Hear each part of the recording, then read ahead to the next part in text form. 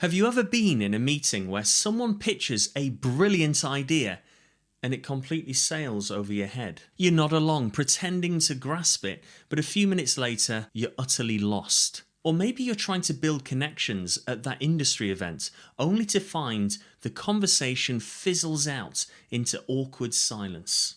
We've all been there. The culprit? It's often our listening habits. Sure, we're present, but are we truly actively engaged? In today's episode, I want to challenge you to upgrade your active listening skills in the workplace. It's more than just hearing words, it's about showing respect, demonstrating your sharp intellect, and making the most of every professional interaction. So how do we do it?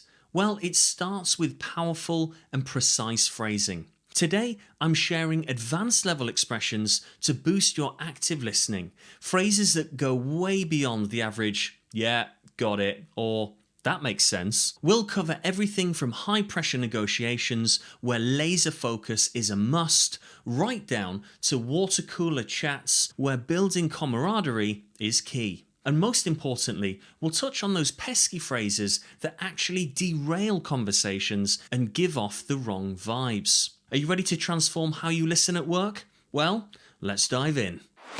Ladies and gentlemen, welcome to the Business English Podcast, helping professionals communicate more effectively, more confidently, and with impact. With your host, Rob, from Energetic English. Let's get down to business.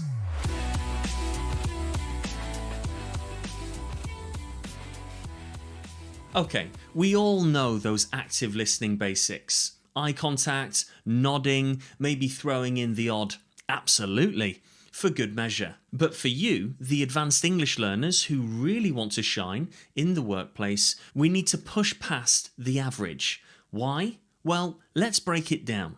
First, think about how it feels when someone truly listens to you, not just waiting for their turn to speak, but clearly trying to grasp all the nuances, the meaning behind the words.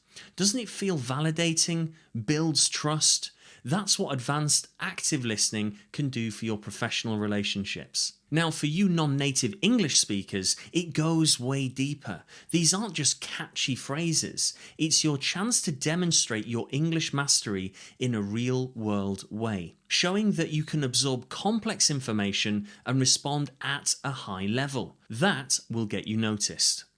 Let's unpack this some more. When you use advanced active listening phrases, you signal deep focus. Instead of a blank stare, those specific questions demonstrate you're intently following the conversation and are invested in the outcome. It also builds respect. Your responses show you value what the other person says, even if you ultimately disagree. This is crucial in negotiations or sensitive discussions. It also improves clarity for yourself. Ever think you understand, then it unravels later? The right clarifying questions prevent miscommunications that can cause chaos down the line. Let's put a pin in that last idea, those clarifying questions. That's the secret sauce, and we'll dive into some killer examples next.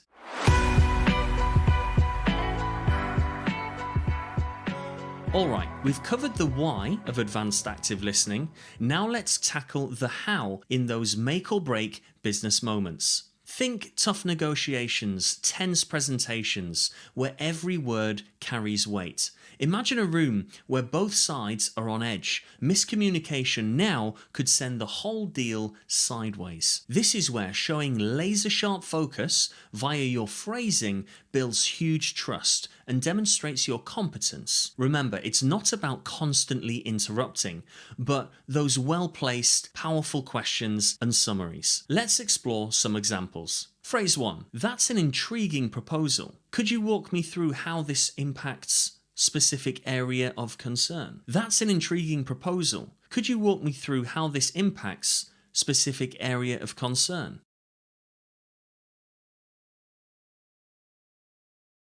So why does this one work? It targets a key element right away, shows respect for their idea, and guides the discussion back to your top priority. Phrase 2. Before we finalise, I'd like to revisit issue. To make sure I'm clear, are you proposing that we... Before we finalise, I'd like to revisit issue. To make sure I'm clear, are you proposing that we...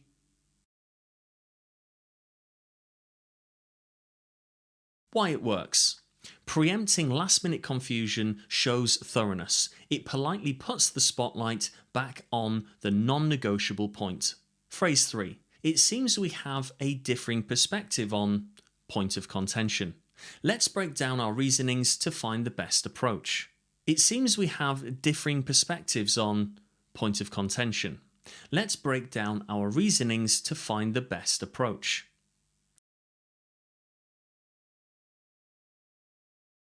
Why does this one work? Well, it acknowledges disagreement without it getting heated.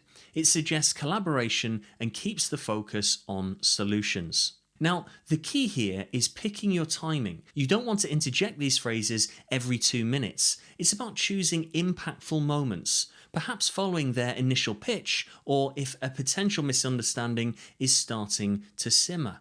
This tactic also works in presentations when you're on the receiving end. Think about Q&A time, for example, an investor presentation. How do you show you're truly engaged and processing their ideas? Let's say that someone's presented an ambitious growth strategy, but one major element raises a red flag. Instead of launching into a rebuttal, try this. Your emphasis on key goal is compelling. Could you elaborate on your plan to address obstacle in achieving this? Your emphasis on key goal is compelling. Could you elaborate on your plan to address obstacle in achieving this? So this one works because it validates their strong point, then raises a legitimate concern in a proactive, solution-focused way. And just a closing thought on these phrases. In those tense moments, think surgical with your language. Every question, every statement should have a specific purpose.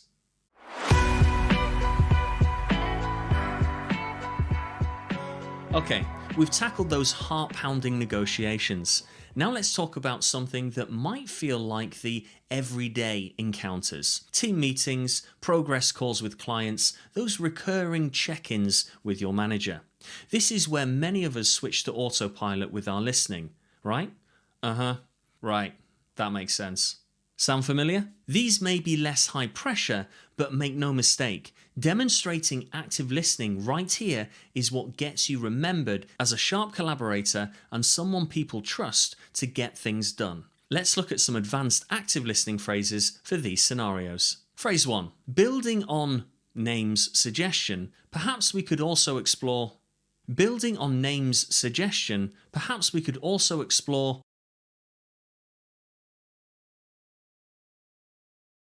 This one works because it champions a colleague's idea, keeps the brainstorm flowing, and subtly puts your own idea forward without a but. Phrase 2. I appreciate your thorough rundown. Just to confirm, the next steps are... I appreciate your thorough rundown. Just to confirm, the next steps are...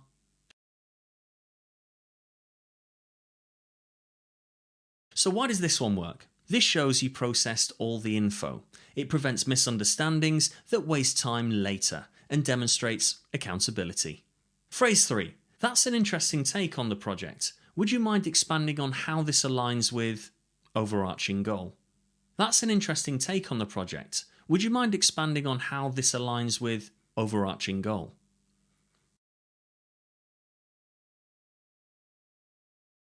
So this one works because it shows respect for someone's idea, but gently steers it back to the core project objectives. Now, a pro tip here, in client calls, these types of phrases help you dig deeper into what they really need. Not just a surface level request, but the root problem their organization is facing. That allows you to be a problem solver, not just an order taker. Let's say a client seems dissatisfied with a recent deliverable. Try this. I understand your concerns. To provide an optimal solution, could you walk me through what success would look like here? I understand your concerns. To provide an optimal solution, could you walk me through what success would look like here?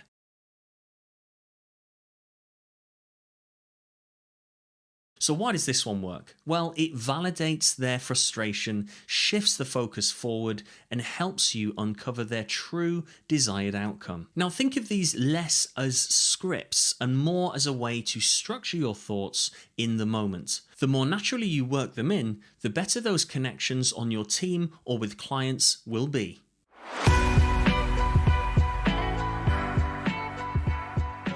We all know those workplace stars who just seem to click with everyone, from the interns right up to senior management. While charisma does play a role, active listening is often their secret weapon.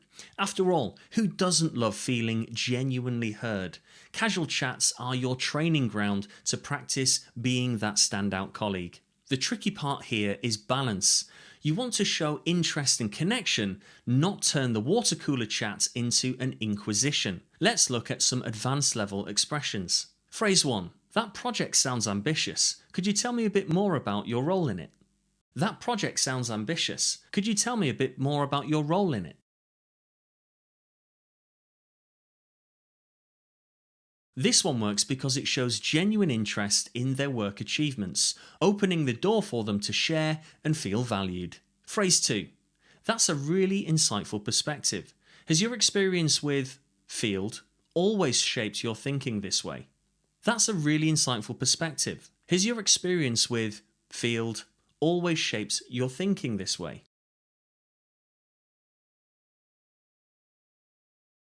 So why does this one work? Well, it complements their intellect, invites personal stories that build rapport, and you might learn something useful too.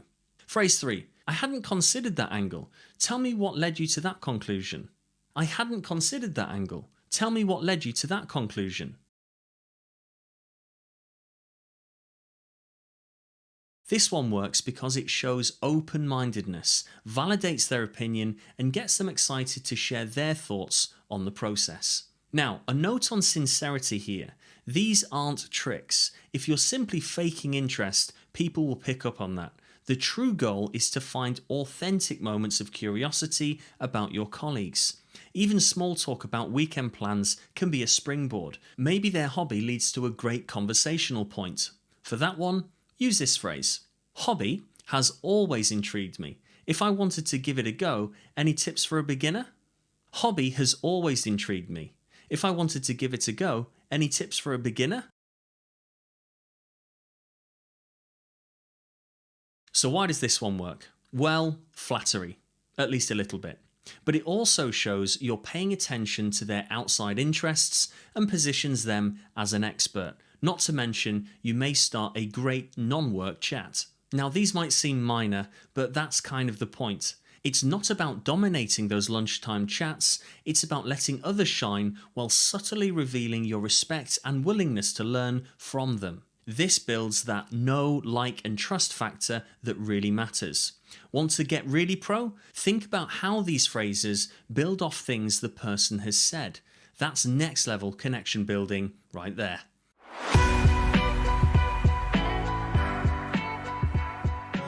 Okay, now we've covered the awesome stuff, let's go in the opposite direction. Think back.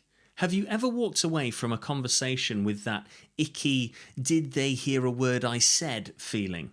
There's a good chance the other person used one of these red flag phrases. Phrase 1. Actually, let's say a colleague proposes an idea. Actually, followed by a nitpicky correction. It instantly diminishes their contribution and subtly puts you in a one-up position. It's rarely needed. Better alternatives exist, like interesting point. Building on that, could we also consider interesting point? Building on that, could we also consider Phrase 2. Let me stop you there. Unless there's a fire, literal or metaphorical, this almost always creates tension. If you truly must steer things back, consider, hold that thought for a moment. Before we get there, perhaps we could address. Hold that thought for a moment. Before we get there, perhaps we should address. Phrase 3. No, what I meant was. This screams, you misunderstood me. Instead, try reframing. use "let me put this another way." Let me put this another way. Or to expand on my earlier point. To expand on my earlier point. This maintains everyone's sense of competency. Phrase 4. I already know that. Ouch. Even if true, this shuts down knowledge sharing and insults the other person. Even experts can gain fresh insights when things are explained anew. Try these instead. Right, and let's see how that factors into... Right, and let's see how that factors into... is a much better approach. And one that you might not be thinking about, the flat. Okay, said without genuine enthusiasm, this tells people you're checked out. It's often our default after someone finishes speaking, but a pause before a more detailed response is far more powerful. Now, we all occasionally fumble over words. Sometimes even the best active listeners accidentally blurt out one of these. The key is awareness. Start monitoring your language, catch yourself using these, then gradually substitute in their positive counterparts from earlier in the podcast. The difference in how others perceive you will be amazing.